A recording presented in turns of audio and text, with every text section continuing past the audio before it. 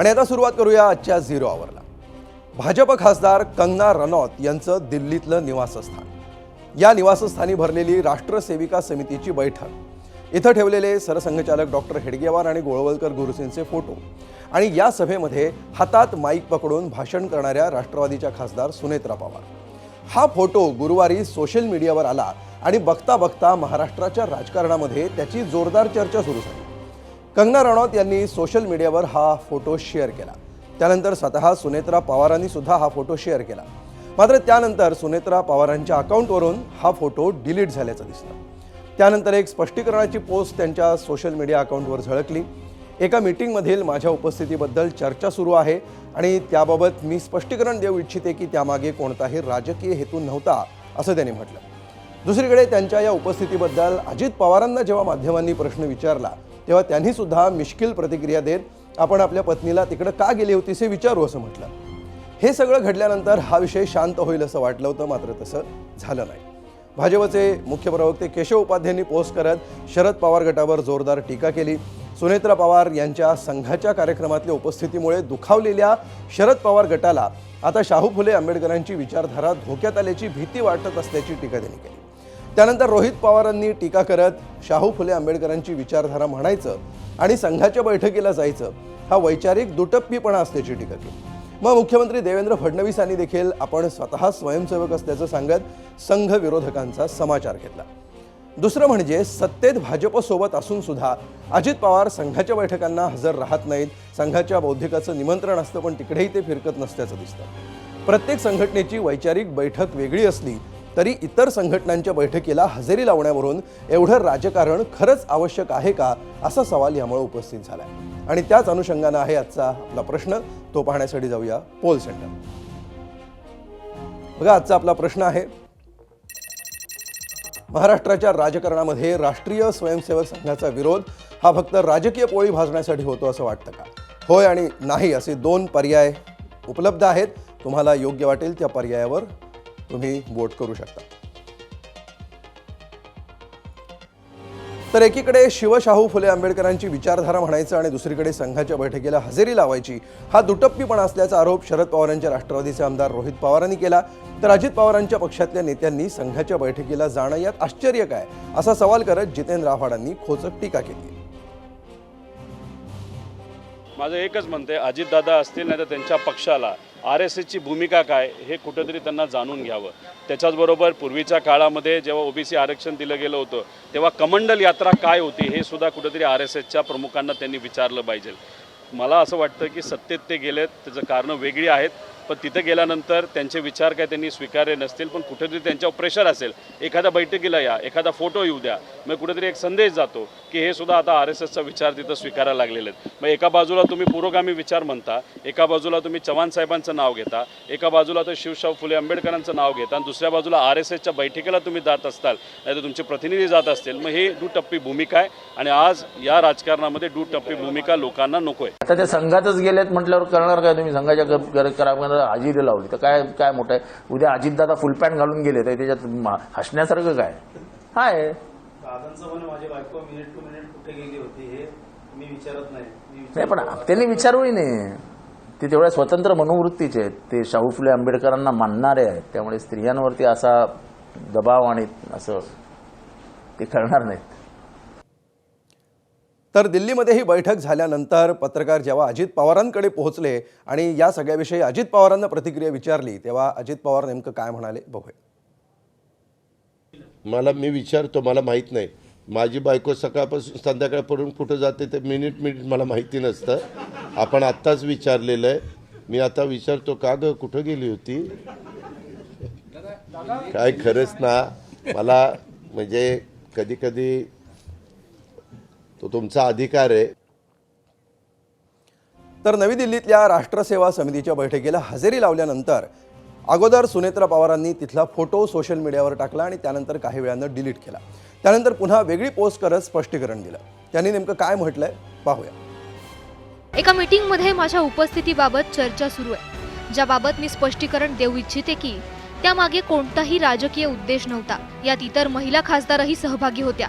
राज्यसभेच्या खासदार म्हणून आणि बारामतीमध्ये दीर्घकाळ सामाजिक कार्य करत असताना मला विविध महिला संघटनांच्या कामाची प्रत्यक्ष ओळख करून घेण्याची उत्सुकता असते. त्या बैठकीला विविध राज्यातील महिला सहभागी होत्या.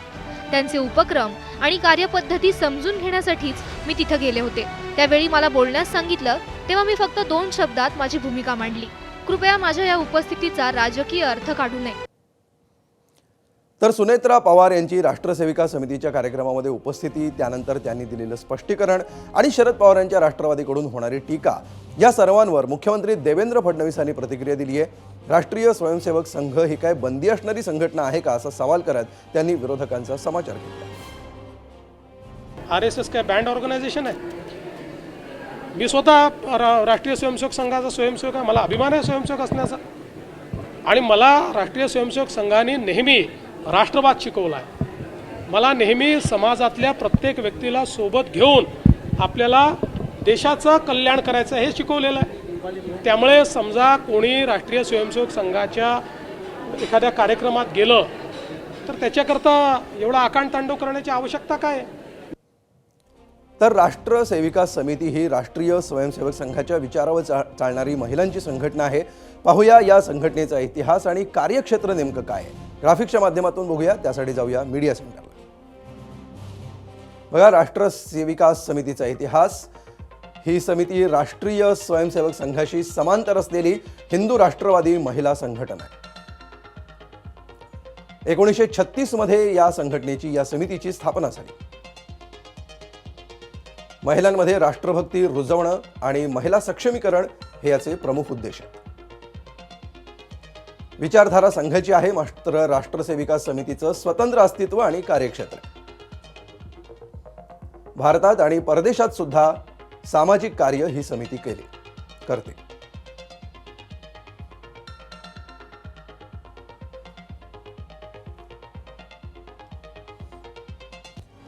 आणि आता या विषयावरच्या चर्चेकडे वळण्यापूर्वी या मुद्द्यावर, या आजच्या विषयावर प्रेक्षकांनी दिलेल्या काही निवडक प्रतिक्रिया बघूया. मीडिया सेंटरला या प्रतिक्रिया आपल्याला दिसतील. बघा, युट्यूबवरून विकास म्हणतात RSS आणि सरकार दोन्ही वेगवेगळ्या गोष्टी आहेत, त्याकडे तसंच पाहिलं पाहिजे. कृषांत कांबळे म्हणतात हो, संघावरचा विरोध राजकीय पोळी भाजण्यासाठीच होतो.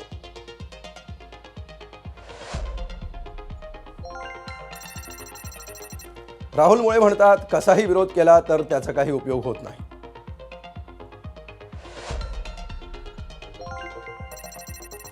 फेसबुकवरून प्रसाद बनकर यांनी म्हटलंय कुठलीही चांगली गोष्ट पटकन नजरेत भरते, तसंच संघाचंही काम. गेल्या 100 वर्षात स्वयंसेवकांमध्ये स्वयंशिस्त, राष्ट्रप्रेम निर्माण करण्याचं काम संघ करतोय.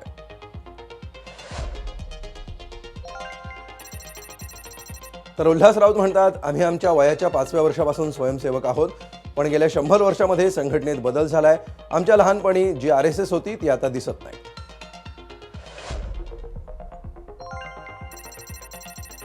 मिलिंद म्हणतात एका समाजाला खुश करण्यासाठी काही जण संघाचा विरोध करतात, हे उघड आहे.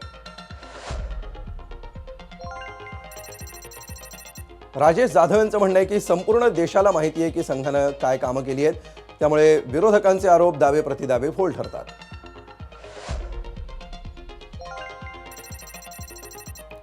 अवधूत पाठक म्हणतात की हो नक्कीच, फक्त संघच नाही तर प्रत्येक हिंदुत्ववादी संघटनांना असंच टार्गेट केलं जातं.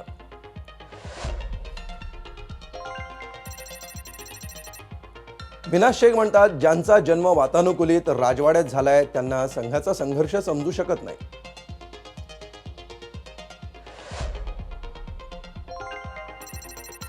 एक्स वरून विनोद मुंढे म्हणतात पूर्वीचा राष्ट्रीय स्वयंसेवक संघ शिस्तप्रिय होता, आता या गोष्टी राहिल्या नाहीत, परिणामी विरोध आणि राजकारण यातच जास्त वेळ जातोय.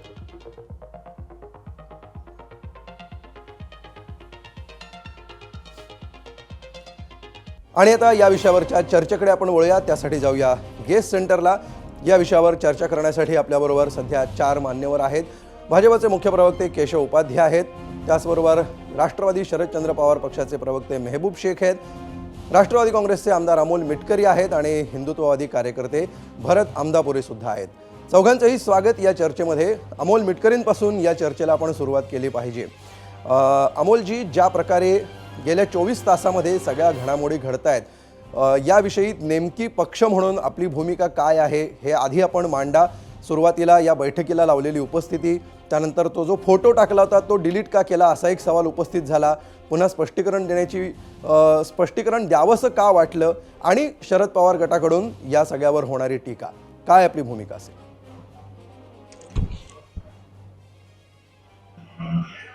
मुळामध्ये आज बैलपोळा आहे, त्यानिमित्तानं सर्वांना बैलपोळ्याच्या पहिल्यांदा शुभेच्छा. आणि आता कालपासून राष्ट्रसेविका समितीच्या एका कार्यक्रमामध्ये म्हणजे खासदार कंगना राणावत यांच्याकडे राज्यसभेच्या खासदार आदरणीय सुनेत्रावहिनी पवार साहेब त्या ठिकाणी गेल्या असता तिथं त्यानंतर जे काही एका गँगनी, राजकारणातली सक्रिय झालेली एका गँगनी ज्या पद्धतीने ट्रोलिंग करणं सुरू केलं. मुळामध्ये सुनेत्रावहिनींचा स्वभाव सगळ्या महाराष्ट्राला माहित आहे. लोकसभेच्या वेळी अनेक लोकांनी एका गटाच्या अत्यंत चुकीच्या पद्धतीनं खालच्या पातळीवर टीका केल्यानंतर सुद्धा त्यांनी कधी संयम सोडला नव्हता. आणि आता त्यांनी तिथे भेट दिल्यानंतर तिथे जर राष्ट्रीय स्वयंसेवक संघाचा कार्यक्रम सुरू असेल तर त्यांनी तिथं काय भाषण केलं, तिथं ते काय बोलल्या याच्याबद्दल कुठलीही माहिती नसताना फक्त रडीचा डाव मांडण्याचं काम हे काही लोकांनी सुरू केलेलं आहे. आता ही लोक पुरोगामित्व शिकवायला लागलेत, ज्यांनी आता कुंभमेळ्यामध्ये सोहळं घालून लोकांना घरोघरी तीर्थ वाटलं. हे लोक आता पुरोगामित्व शिकवतात. म्हणजे डॉक्टर जितेंद्र आव्हाड यांचं मी स्टेटमेंट तुमच्या चॅनलवर ऐकलं. त्यांनी सांगितलं की अजित दादा आता फुल अमोल मिटकरीजी, तुम्ही थेट नाव घेऊन बोलू शकता या कार्यक्रमात. यांनी सोहळं घालून त्यांच्या घराचा गृहप्रवेश केला. पण नाव घेऊनच बोलतोय ना. डॉक्टर जितेंद्र आव्हाड आणि त्यांचा पक्ष ज्या पद्धतीनं यावर ट्रोलिंग करतोय, ज्या पद्धतीनं तुतारी गट आदरणीय सुनेत्रावहिनींच्या बाबतीत मिसमॅसेज देतोय, चुकीच्या पद्धतीनं अपप्रचार करतोय, त्यांना आमचा एकच प्रश्न आहे की आदरणीय पवार साहेब या महाराष्ट्राचे मुख्यमंत्री असताना रामभाऊ महाळगी प्रबोधिनी जिल्हा ठाणे येथे सरकारी पातळीवर जमिनीचे वितरण साहेब मुख्यमंत्री असतानाच झाले होते. आणि अनेकदा पक्ष एकत्र असताना अनेक त्यांची शिबिरं पण त्या ठिकाणी 1-2 शिबिरं झाली होती.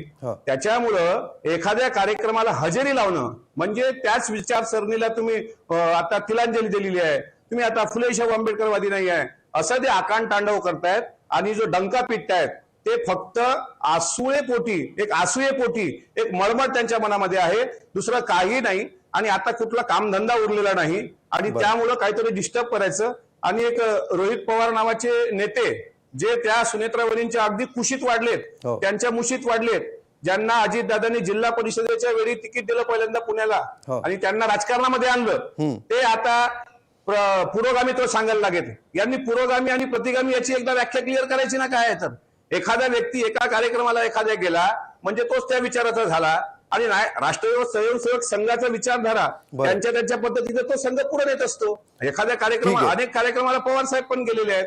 याचा अर्थ पवार साहेब विचाराशी प्रतारणा करून गेले असं होत नाही. ठीक आहे, कार्यक्रमाला हजर राहणं आणि वैचारिक बदल, वैचारिक प्रतारणा या दोन वेगळ्या गोष्टी असं तुम्ही म्हणताय.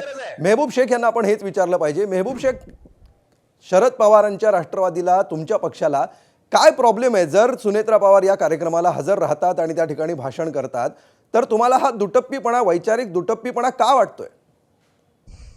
असं आहे की प्रॉब्लेम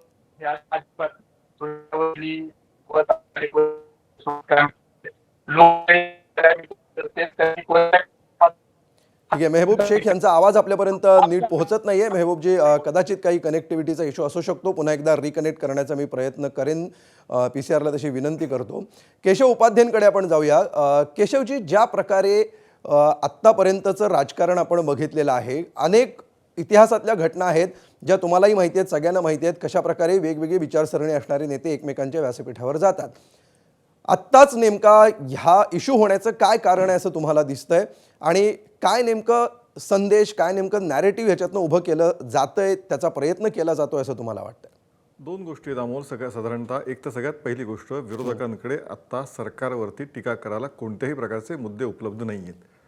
आणि मग अशा प्रकारे काहीतरी मुद्दे काढायचे की ज्या मुद्द्यांमध्ये कुठल्याही प्रकारचा दम नाही, ज्या मुद्द्यांमध्ये टीका करूनही काही विषय प्रस्थापित करता येत नाही, असे मुद्दे काढणं आणि त्यातनं संघावर, आणि संघ सॉफ्ट टार्गेट नेहमीच या लोकांचं राहिलं आहे.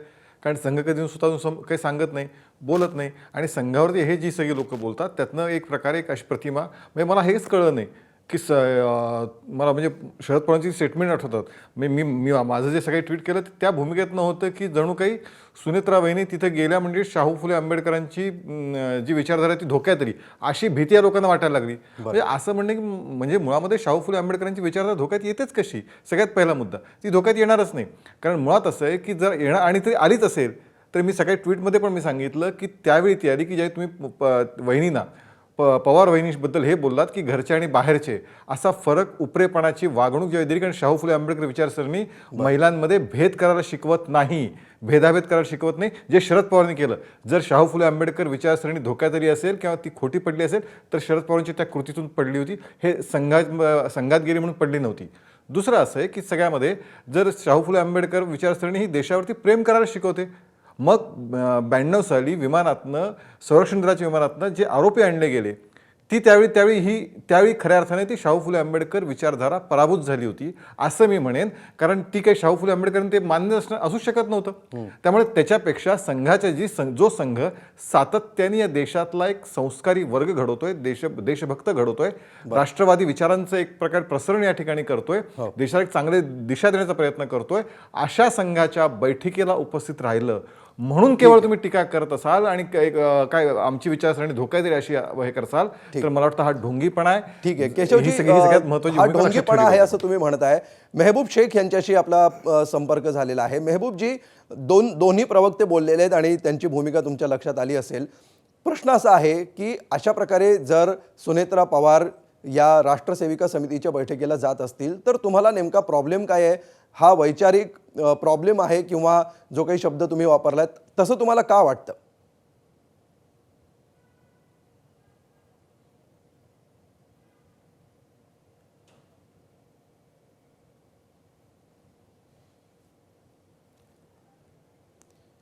ठीक आहे, मेहबूब शेख यांचा आवाज अजूनही आपल्यापर्यंत पोहोचत नाही आहे. थोड्या वेळाने पुन्हा एकदा आपण त्यांच्याकडे जाण्याचा प्रयत्न करूया. हिंदुत्ववादी कार्यकर्ते भरत आमदापुरे आपल्यासोबत आहेत. भरतजी, आपण बघतो आहोत की ज्या प्रकारे एक काळ असा होता की ज्यावेळी ही ॲक्सेप्टेबिलिटी आपल्याकडे होती, मात्र आत्ता ज्या प्रकारे ही टीका टिप्पणी होते आहे ह्याच्यामागे खरंच काही वैचारिक संघर्ष आहे, याच्यामध्ये खूप मोठी वैचारिक भूमिका आहे असं आपल्याला दिसतंय की केवळ राजकीय स्कोअर सेटल करणं एवढ्यापुरतंच या सगळ्याकडे तुम्ही पाहता? खरं तर हे अत्यंत दुर्दैवी आहे की किती क्षुल्लक विषयावरून आपल्याकडे आजकाल राजकारण केलं जातंय. खरं पाहता संघ असो किंवा समिती असो, त्यांची नेहमीच ही कार्यपद्धती राहिलेली आहे की समाजातल्या विविध घटकांशी चर्चा करणे, त्यांच्यासोबत बैठक करणे, त्यांच्याशी विचारांची देवाणघेवाण करणे, हे एक मुक्त वातावरण नेहमीच संघामध्ये असो किंवा समितीमध्ये राहिलेलं आहे. त्यामुळं ह्यांच्या सोकॉल्ड पुरोगामी जे आहेत त्यांची कार्यपद्धती काय आहे? एखाद्या संघटनेला लेबल लावायचं, त्यांना लेबल लावून त्यांना अस्पृश्य ठरवायचं, हे ह्यांचं पुरोगामित्व आहे. संघ हा संवादावर, समन्वयावर विश्वास ठेवणारी संघटना आहे. त्यामुळे ह्याच्यामध्ये काही चुकीचं नाही. आणि सुनेत्राताई पवार ह्या एक सक्षम नेतृत्व आहेत, त्यांना कळतं कुठे जायचं कुठे नाही जायचं. त्यामुळं त्यांच्या निर्णय क्षमतेवर प्रश्नचिन्ह उपस्थित करणं हे सुद्धा एक प्रतिगामित्वाचं लक्षण नाही का? बरं, त्या काही कुठल्या जमाते इस्लामी संघटनेच्या बैठकीला गेलेले नाही आहेत. आता हे निवडणुकीच्या काळामध्ये जे का सोकॉल्ड पुरोगामी लोक आहेत ते अनेक मुल्ला मौलवींच्या भेटी घेतात, जमाती इस्लामीसोबत बैठका करतात. त्यांची महिलांप्रती काय भूमिका आहे हे ह्यांनी कधी तपासून पाहिलेलं आहे का? बरं, जे जितेंद्र आव्हाड टीका करतायत त्यांचं पुरोगामित्व काय आहे? दहशतवादी इशरत जहांच्या नावानं ॲम्ब्युलन्स काढणं हे त्यांचं पुरोगामित्व आहे. आणि जे युवा नेते रोहित पवार टीका करतायत त्यांचा निवडणुकीच्या काळातला एक फोटो बघितला असतील आपण. स्वतः रोहित पवार आणि त्यांचे खासदार निलेश लंके उमेदवार होते, ते मुल्ला मौलवींच्या भेटीगाठी करत फिरत होते. एक विचित्र चित्र आपल्याला दिसायला मिळालं. ते कुंकाचा टिळा लावलेले आहेत आणि डोक्यावरती जाळीदार इस्लामी टोपी घातलेली आहे. हे ह्यांचं पुरोगामित्व आहे. ज्यांच्या भेटीगाठी हे करतात, ज्यांच्याकडे खेटे घालतात, त्यांचा विचार काय महिलांप्रती हे कधी कोणाच्या भेटीगाठी घ्यायच्या आणि त्याच्यावर कशा प्रकारे दोन्ही बाजूंनी टीका होते आहे यावर सुद्धा आपण येऊया. पुन्हा एकदा मेहबूब शेख यांच्याशी आपला संपर्क झालेला आहे असं कळतंय. मेहबूबजी, माझा आवाज येतोय आपल्यापर्यंत? हो, येतोय. 3 मुद्दे समोर आलेले आहेत, मी ते रिपीट करत नाही, आपण आपली भूमिका मांडू शकता. असं आहे की मुळात सुनेत्रा वहिनींनी कोणत्या कार्यक्रमाला जावं याच्यावर आमचं काय ऑब्जेक्शन असायचं कारण बरं. आम्ही लोकशाही मानणारे लोक आहेत. मुळात ह्यांनी एकदा ठरवावं, म्हणजे केशव उपाध्याय असतील किंवा त्यांचे अजितदादाचे प्रवक्ते असतील, ह्यांनी एकदा ठरवावं की RSSची भूमिका ह्यांना मान्य आहे का. आणि जर RSSची भूमिका ह्यांना मान्य असेल तर आम्हाला अडचण असायची कारण नाही. यांनी यशवंतराव चव्हाण साहेबाचा फोटो हा वापरू नये, शाहू फुले आंबेडकर हे म्हणू नये, आणि RSS ही चांगली संघटना आहे, तर मग टाकाला जाऊन तुम्ही गाडग्याला पोहायची गरज नाही. केशव उपाध्यायने आम्हाला सांगण्यापेक्षा सत्तेत बसणाऱ्या लोकांना समजून सांगा की RSS किती चांगली गोष्ट संघटना आहे. कारण ते एकदा पोस्ट करतायत, एकदा डिलीट करतायत. काय तुम्हाला जे करायचं ते छाती ठोकपणे करा, असं आमचं म्हणणं आहे. जी विचारधारा तुम्हाला मान्य आहे ती छाती ठोकपणे त्या ठिकाणी ठेवा. कंगना राणावतनी आमच्या देखील पक्षाच्या काही खासदारांना तिथं बोलवलं होतं, पण कार्यक्रम कोणत्या विचारधाराचा आहे हा बघून आमचे खासदार तिथं गेले नाहीत.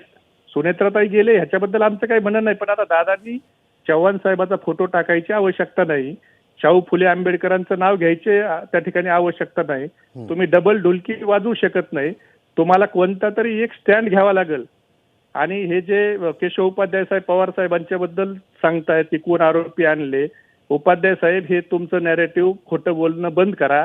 तुम्ही ज्या सरदार वल्लभभाई पटेलांचा पुतळा उभारलाय ना गुजरातमध्ये, त्या माझं म्हणणं नाही, त्या सरदार वल्लभभाई पटेलांनी 3 फेब्रुवारी 1948 गोलवरकर गुरुजींना पत्र पाठवलंय की संघाची ही बंदी घातली पाहिजे. हे माझं म्हणणं नाही, हे तुमच्या सरदार वल्लभभाई, तुम्ही ज्यांचा आदर्श सांगायला प्रयत्न करतायत, पण त्यांनी सांगितलंय. आमचं मत नाही. हे सरदार वल्लभभाई पटेलांचं जे स्टॅच्यू तुम्ही गुजरातमध्ये उभा केलाय ना, बरं, त्यांचं ठीक म्हणणं आहे. होतं RSS मेहबूब बंदी शेखजी, घाला, तुमचं आमचं नाही. मूळ आणि आर्ग्युमेंट असं आहे, अजितदादांच्या गटाला मूळ आर्ग्युमेंट तुम्ही तुमचं जे आहे RSS किती त्याच्याविषयी आपण चांगली आहे, अमोल आम्हाला मिटकरींना सांगायची जाऊया. वन बाय वन आवश्यकता आपण मुद्दे घेऊ. अमोल मिटकरीजी, त्यांचा मूळ प्रश्न असा आहे की तुम्हाला संघाची विचारधारा मान्य आहे की नाही हे एकदा जाहीर करून टाका. तुम्ही फोटो टाकता, मग तो डिलीट करता, मग स्पष्टीकरण देता, हे का चाललंय?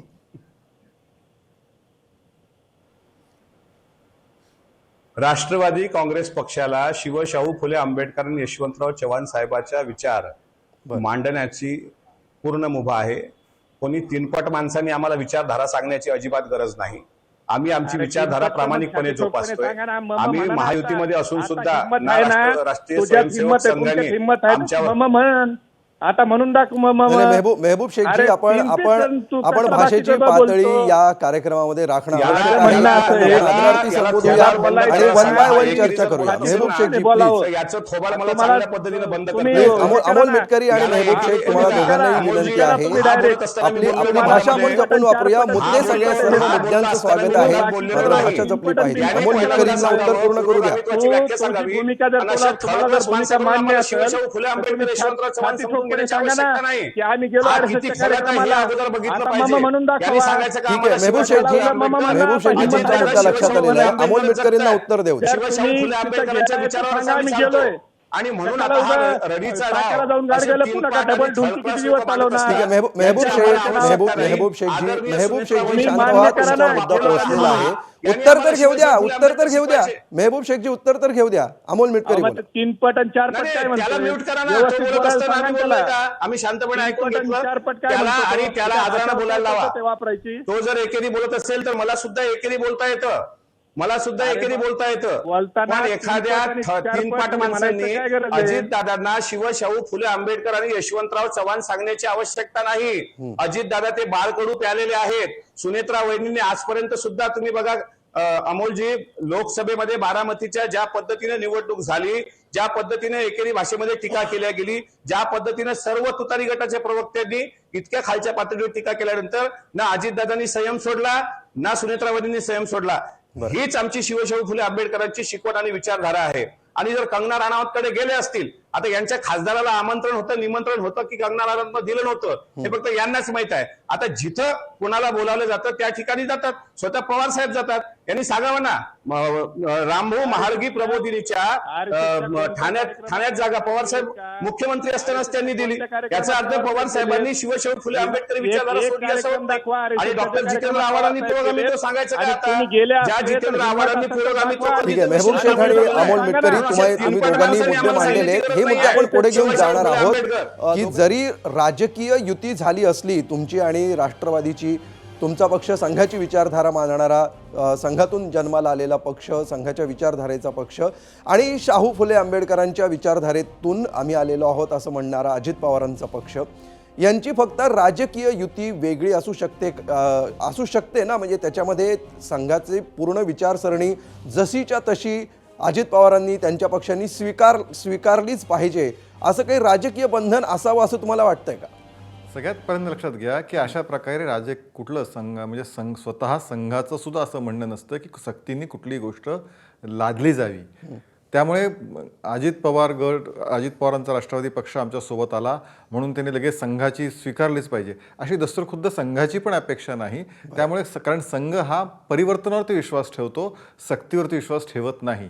आणि परिवर्तनावरती संघ विश्वास ठेवत असल्यामुळेच आज 100 वर्षात संघाचं होतं साजरं.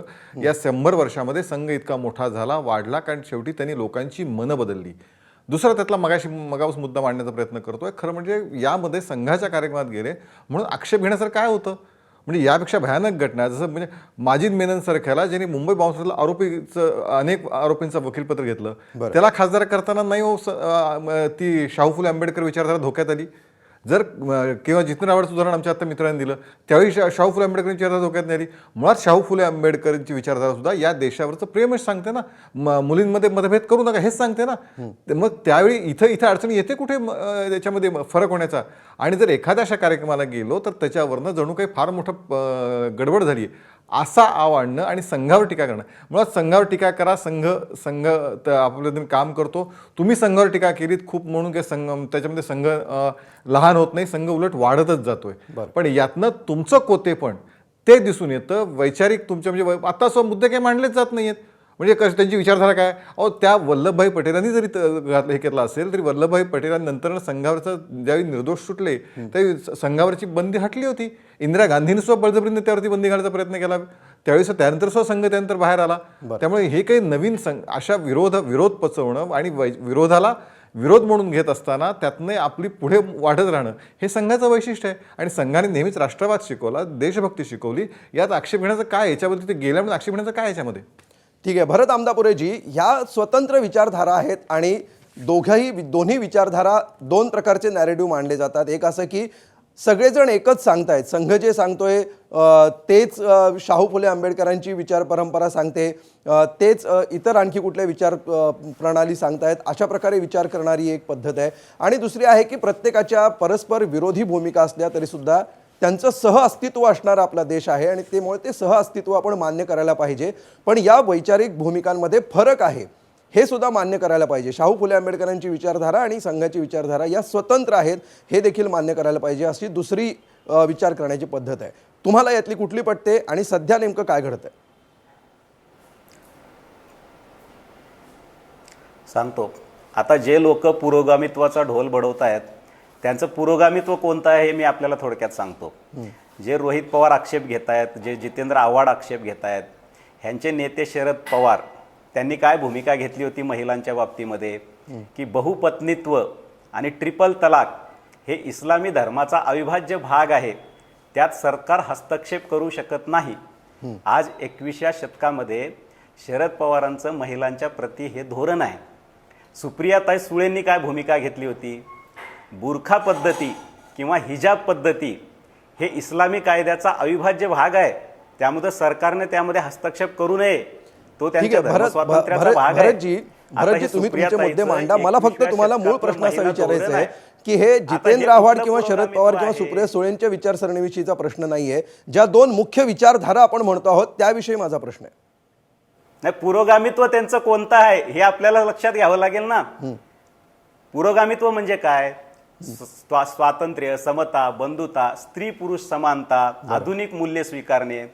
मग हे महिलांना गुलामगिरीमध्ये ठेवणं, ट्रिपल तलाकचं समर्थन करणं, बहुपत्नीत्वाचं समर्थन करणं, म्हणजे तुम्ही जशी संघाची एक विचारसरणी आहे तितकीच आदरणीय विचारसरणी ही शाहू फुले आंबेडकरांची विचार परंपरा आहे असं मानता की नाही? मूल्य मानते. आता चर्चा ज्याच्यावर त्याच्यावर बोललं पाहिजे. येऊया त्याच्यावरच आपण चर्चा करतो आहोत. त्याच्यावर आपण चर्चा, आधी उत्तर तर घेऊ दे त्यांचं, मी तुमच्याकडे येतो त्यानंतर. आता एक उदाहरण सांगतो. अखिलेश यादव यांच्या पत्नी डिंपल यादव परवा एका मौलवींच्या सोबत बैठकीला गेल्या होत्या. त्या बैठकीवरून एका मुलानं काय स्टेटमेंट केलं ते आपण बघितलेलं आहे.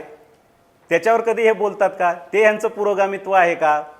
त्यामुळं जेव्हा शहाबानोसारखे विषय येतात, ठीक आहे. तेव्हा ह्यांचं भरतजी, पुरोगामित्व मला कुठल्या खुंटीला टांगलेलं तुम्हाला असतं. स्पेसिफिक प्रश्न विचारायचा त्यामुळे आहे, हे मात्र सगळे मला पुढे बोलायच्या सुद्धा गप्पा जायचं आहे. आहेत. स्पेसिफिक त्यांनी प्रश्न शाहू असा फुले आहे आंबेडकरांचं की फक्त नाव घ्यायचं ऐका आणि भाजपचे एखादे विरोधाभासी नेते वागायचं. वैयक्तिक हे काय यांचं निर्णय घेतात पुरोगामित्व राहिलेलं हा आहे. मुद्दा वेगळा आहे आणि संघाची विचारधारा जशी वेगळी आहे तशीच पुरोगामी नेते काय स्वतः वैयक्तिकरित्या आयुष्यात त्यांच्या राजकीय जीवनात काय करतात हा विषय वेगळा आहे. आणि जी शाहू फुले आंबेडकरांची विचारधारा आपण म्हणतो ती विचारधारा वेगळी आहे. जशी तुम्ही संघाच्या आपण जे विचारधारेचा धोरणं आदर घेतो, करता ज्या किंवा भूमिका त्याचं एक घेतो, त्या स्वतंत्र महत्त्वाच्या इतिहास आहेत ना. अस्तित्व आहे, तसंच तितकाच आदर ह्या विचारधारेचा सुद्धा आहे.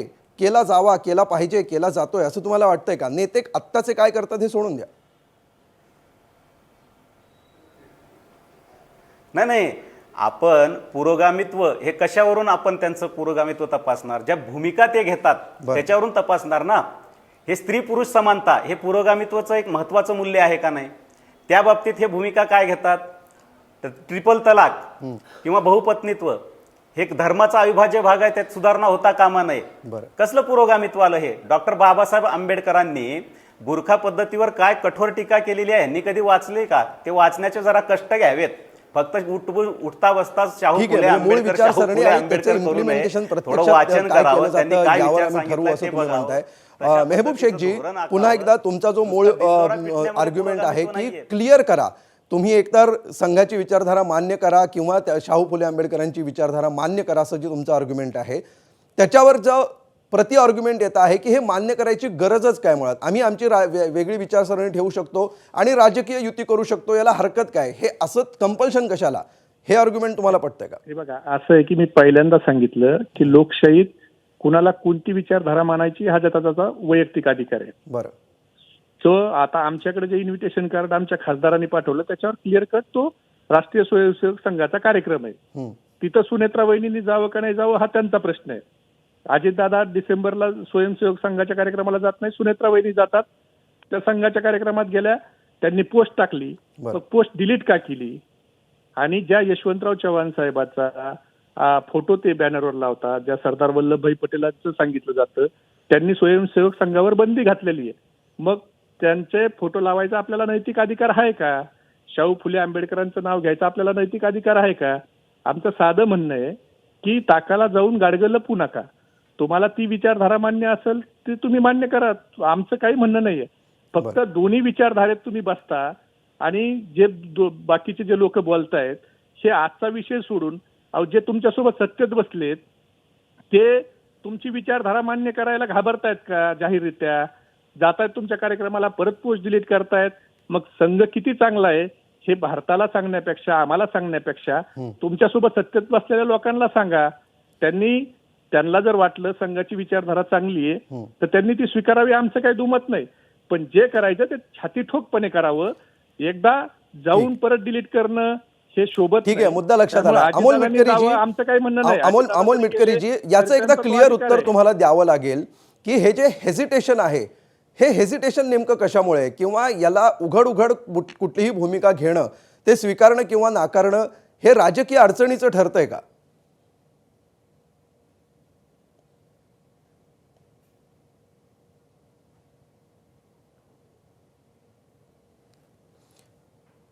अमोलजी, तुमचा ऑडिओ म्यूट आहे, अनम्यूट करा आणि बोला.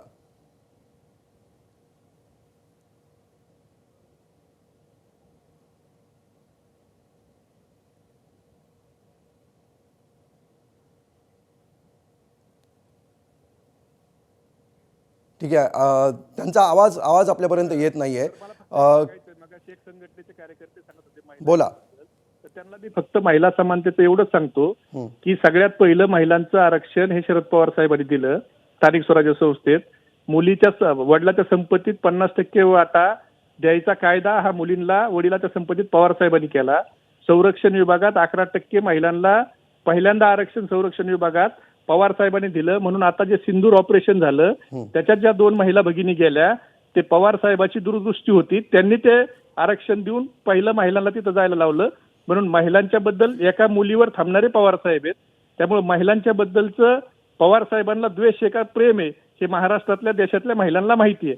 त्यामुळे उगाच याला महिला पुरुषवाद असं न देता बरं, ज्यांना ती विचारधारा स्वीकारायची का नाही स्वीकारायची हे त्यांना एकदा विचारा.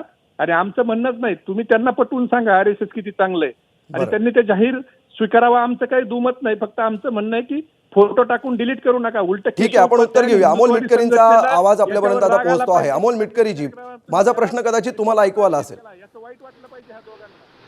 मी दोन गोष्टी या ठिकाणी अमोल साहेब सांगतो.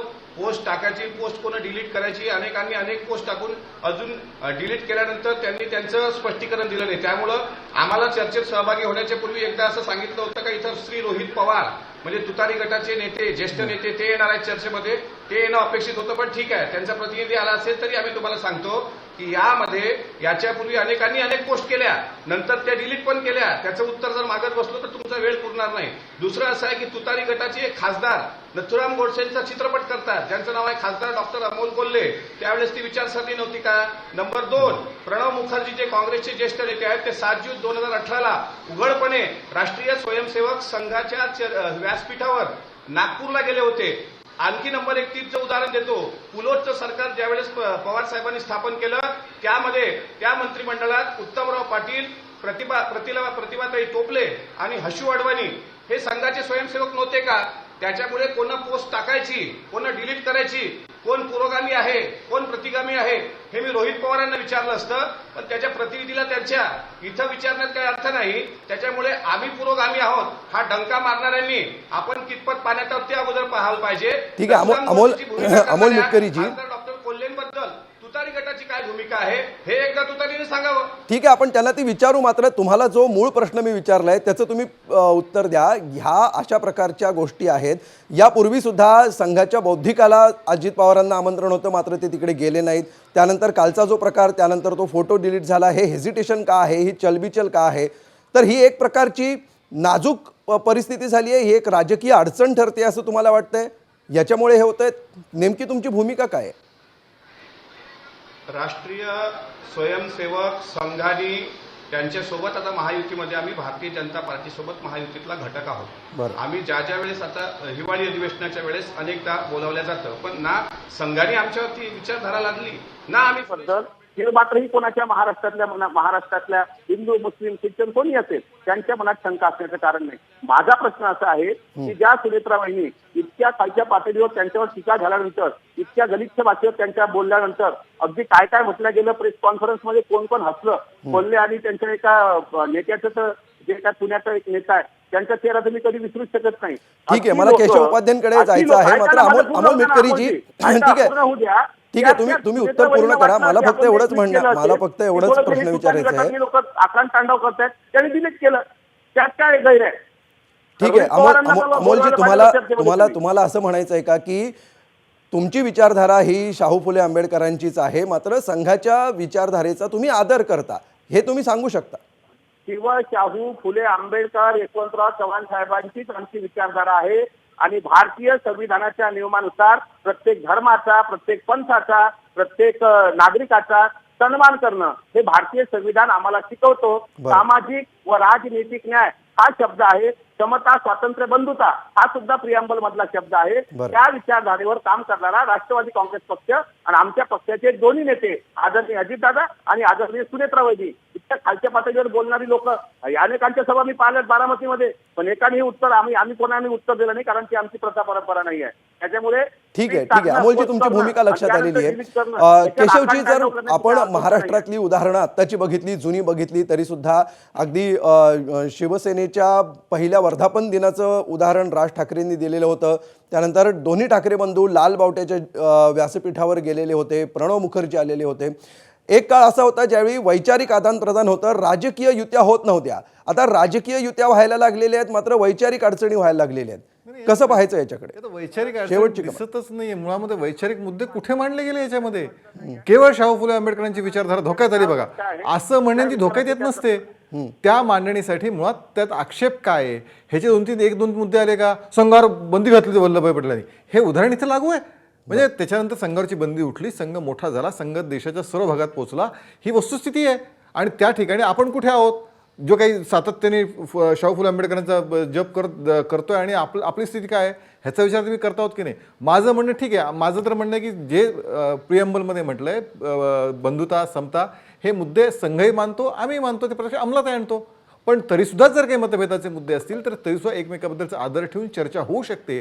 पण मुळामध्ये त्यासाठी त्या विचारधारेचा दावा केला जातोय शरदचंद्र पवार गटाकडून, शाहू फुले आंबेडकर गटाचा विचारधारेचा, त्याचा अभ्यास करून नीट मांडणी तरी करा. तोही इथे येताना दिसत नाही, तीही मांडणी इथे होत नाही. नुसतं केवळ घोषणा आणि गप्पांनी राजकीय टीका आजचा दिवस वाहून नेणं ह्याच्या पलीकडे काही होणार नाही. संघ वाढत राहणार, संघ आपले विचार सगळीकडे पोहोचवत राहणार आणि संघाचा प्रभाव सगळीकडे वाढत राहणार आहे, ही वस्तुस्थिती. ठीक आहे, सर्व बाजू आपण समजून घेण्याचा प्रयत्न केलेला आहे. या चर्चेमध्ये सहभागी झाल्याबद्दल केशव उपाध्ये, मेहबूब शेख, अमोल मिटकरी आणि भरत आमदापुरे तुम्हा चौघांचेही खूप खूप आभार. यानंतर आजचा जो आपला प्रश्न होता त्याला प्रेक्षकांनी नेमका काय कौल दिलेला आहे ते आपण बघूया आणि त्यासाठी जाऊया पोल सेंटरला. बघा आजचा आपला प्रश्न,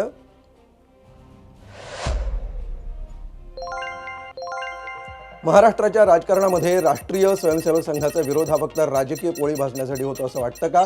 13,000 लोकांनी यावर प्रतिक्रिया दिलेल्या आहेत आणि त्यातले 75% लोक होय म्हणतायत, 25% लोक नाही म्हणतात.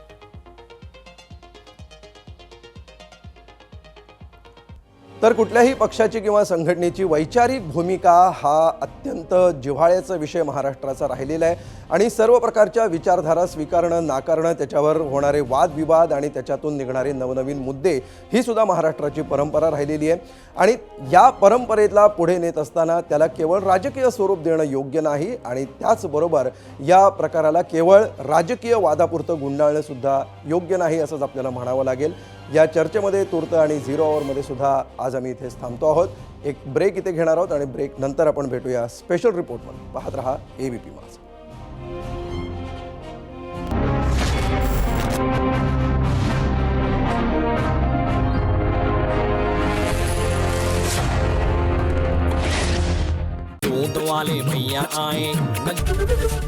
ABP माझा, उघडा डोळे बघा नीट.